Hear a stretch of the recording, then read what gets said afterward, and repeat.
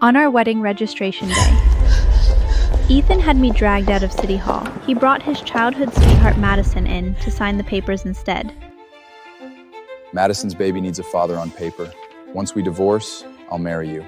Everyone thought I would swallow my pride and wait another month. After all, I had already waited 7 years. But that same night, I fled overseas to go through with an arranged mafia marriage. I vanished from his world completely. 3 years later, I returned with my husband for a clan memorial. Last minute, he was pulled away to sort out a conflict on one of his territories. So he ordered one of his men from the local crew to pick me up. I stepped out of the airport in throes. I caught sight of a sign printed with my name in the arrivals hall. I stepped forward, only to run into Ethan, my ex I hadn't seen in 3 years. He'd brought Madison and a handful of his trusted crew. Once, Ethan had been nothing but nobody.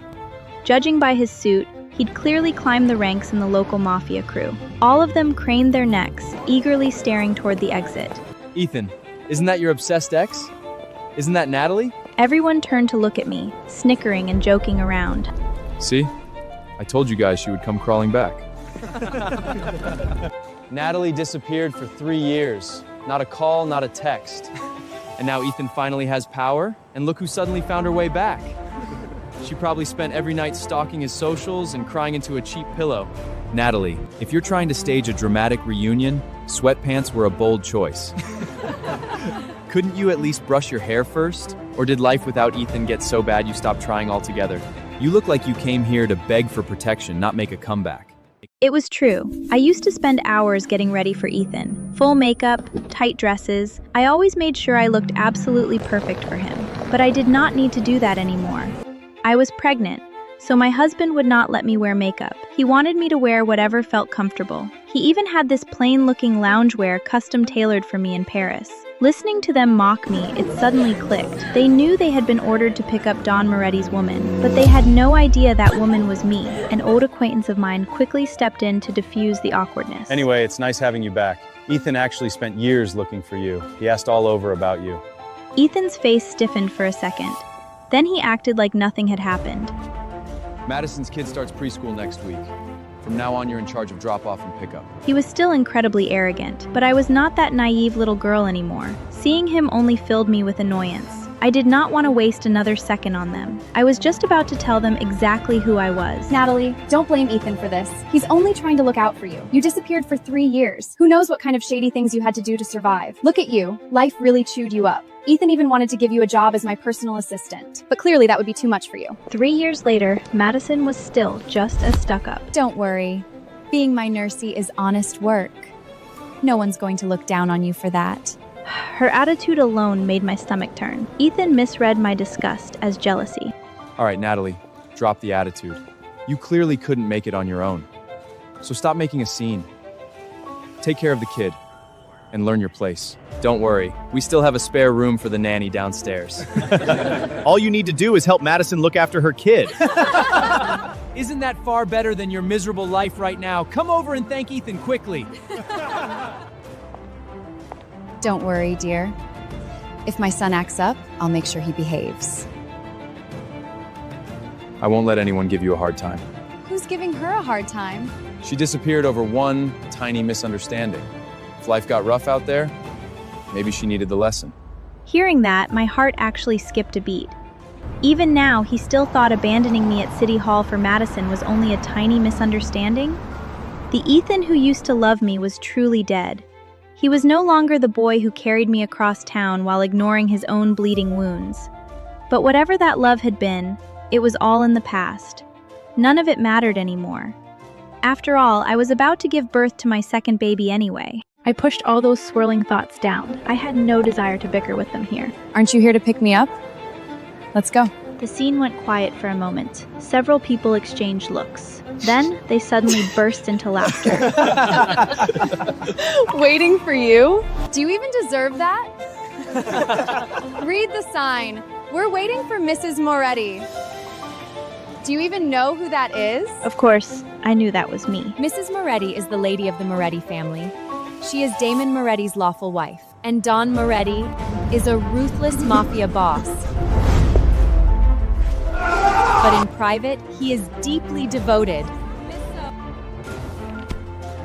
People say he refused to get married back then because he was waiting for her.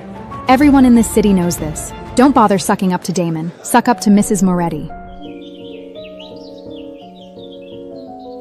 She is his entire world. Listening to them gossip about my marriage, I could not help smiling.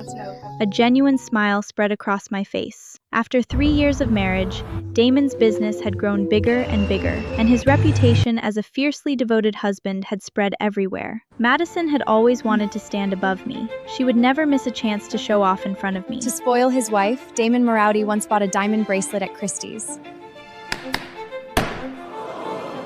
It's called Eternal Heart.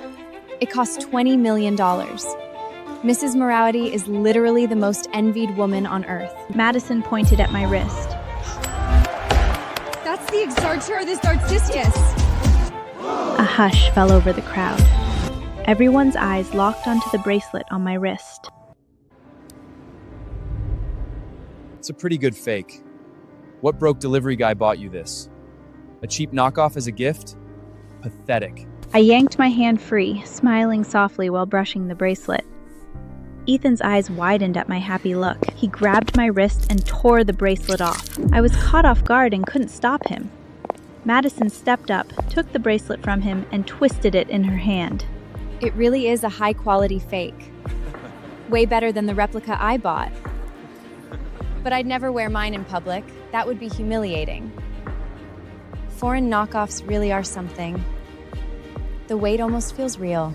Wait. Don't tell me you're saying you're the real Mrs. Moretti? Natalie, are you seriously claiming you're the legendary Don's wife? They burst into loud laughter the second she finished speaking. It all sounded absurd to them. Damon was a notorious mafia genius, cold-blooded and merciless in the underworld. 3 years ago, I'd still been hanging around them, the girl Ethan left at the altar. No one could believe it. Alice twirled the bracelet around her finger. Natalie, why don't you sell me this fake? I'll pay you double whatever that broke delivery guy paid. Give that back right now. Damon gave that to me. Shut your mouth. Natalie, are you trying to get us both killed?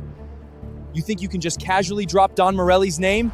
Are you trying to drag me down with you? Are you trying to could be heartache? His friends immediately joined in. Do you have any idea how hard we fought for this airport pickup? Don Moretti put Ethan's business under his protection last year. Now all of us survive under Moretti protection. The only way Ethan keeps his place in the Moretti circle is if we impress Mrs. Moretti. And you're out here spreading insane rumors about knowing him? Are you trying to ruin Ethan's career? I wiped the blood from my split lip. My stare must have been ice cold because Ethan frowned. A trace of panic flashed through his eyes. Madison pointed at me and snapped. Natalie, you ungrateful little... Ethan was kind enough to keep you off the street. Don't push your luck. I know you're bitter about the past, but trying to wreck his career just to get back at him? That's sick. Hearing her say that felt exactly like 3 years ago. No matter what I did, Madison twisted it. She would feed Ethan her poisoned version of the truth. In the early days, he used to defend me, but by the end, he always took her side, just like right now. You're such a bitter, jealous woman. But this time, Ethan did not keep yelling at me. After a short silence, Lucas pulled out a $200,000 check. For the sake of what we used to be, I'll let this slide. Take the check. Go buy yourself something decent to wear. If you really don't want to nanny Madison's kid, I'll pull some strings and get you a proper job next week. Don't worry. Ever since the Moretti protection, this kind of money is pocket cheese in my world now. The way he handed me that check made me sick. No thank you, sir. I don't take handouts from strangers. He grabbed me before I could take a few steps. Natalie, I gave you money and you still refused? What do you mean? He questioned me with a cold face. I'm a stranger to you?